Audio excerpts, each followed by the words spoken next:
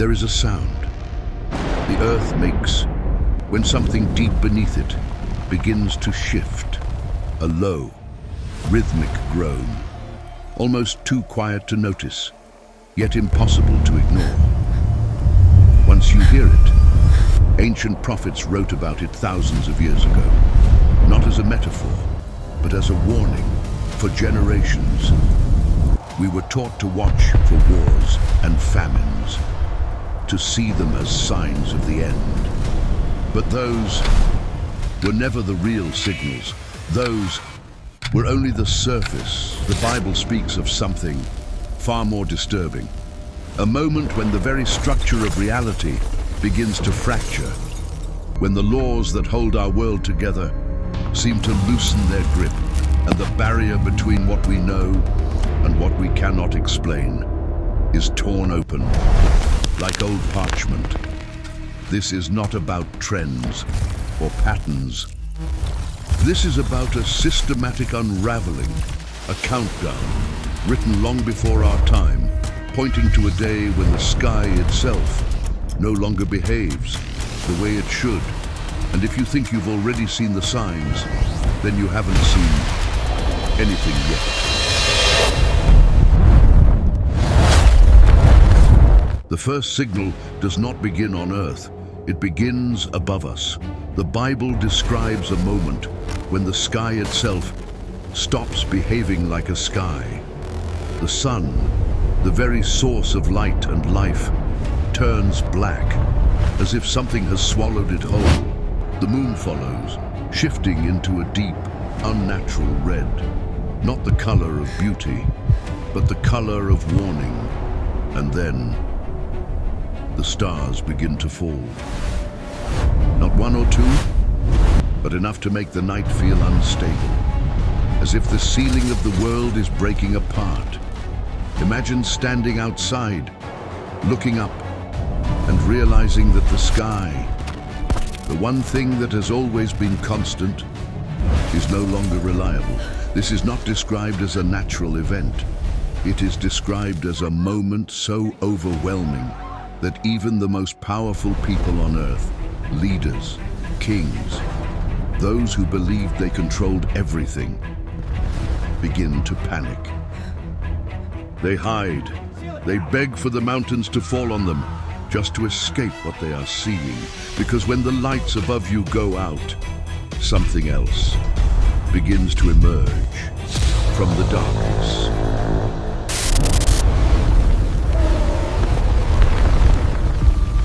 Beneath the surface of the earth, the Bible describes something that was never meant to be released.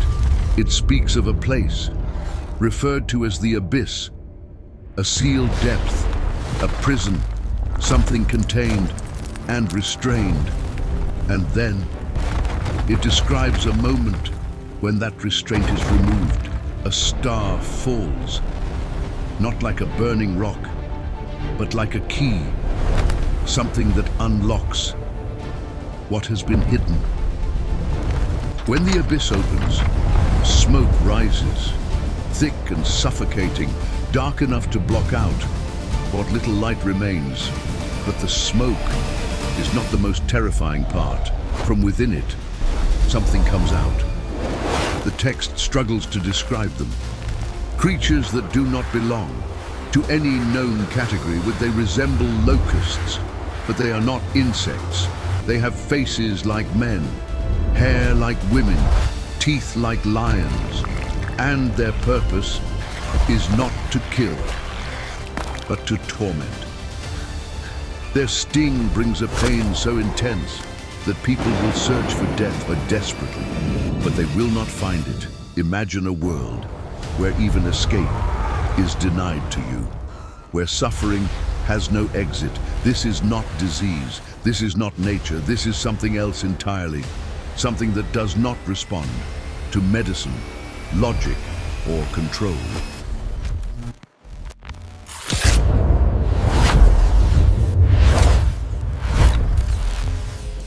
While the world is struggling to understand these events, another signal rises, quietly, invisibly. The Bible describes a system, not of chaos, but of control. A structure so complete that participation in society itself depends on being part of it. Buying, selling, surviving.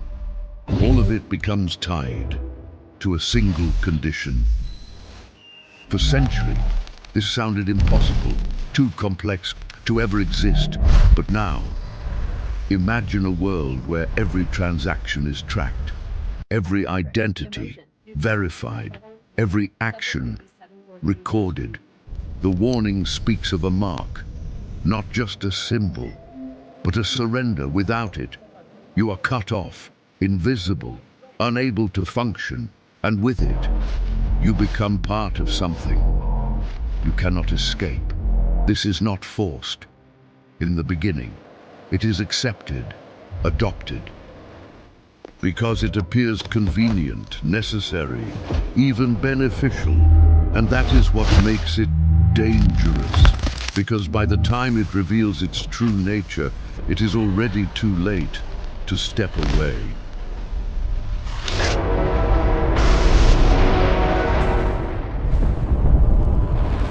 Then the signals move to the foundation of survival itself.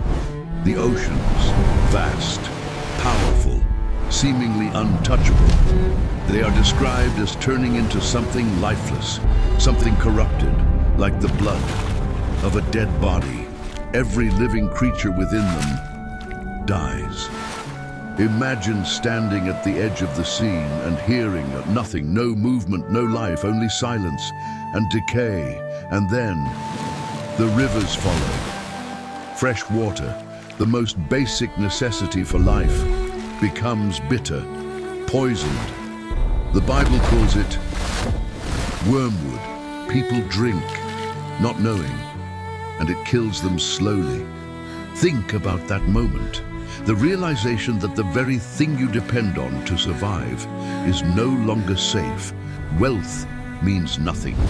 Power means nothing, because survival itself is no longer guaranteed. This is not destruction in a single moment. This is the slow removal of everything humanity relies on, one layer at a time.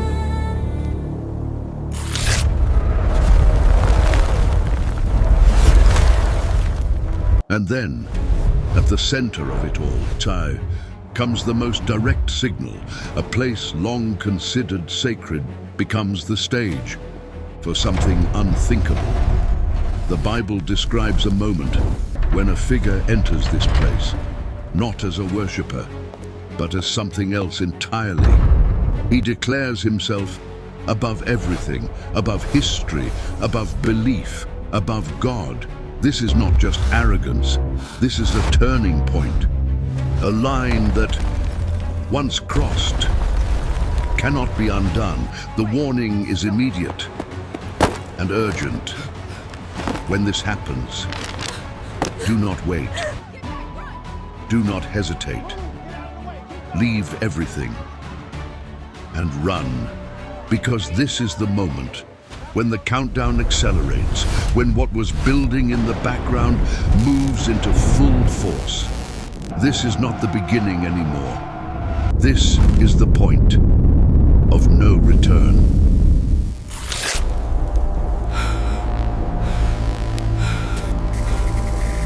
Then comes something that targets the body itself. The Bible describes afflictions that appear suddenly, painfully, without cure. Sores that do not heal, pain that does not fade. And again, the pattern is different. It is not random. It is specific, targeted, as if the line between natural illness and something far more deliberate has been crossed. And combined with the torment described earlier, the world becomes a place where suffering is not just present, it is inescapable. Imagine living in a body that is failing, in a world that offers no relief, no cure, no escape, even death, which has always been the final exit. is no longer available when desired. This is not fear of dying. This is fear of continuing.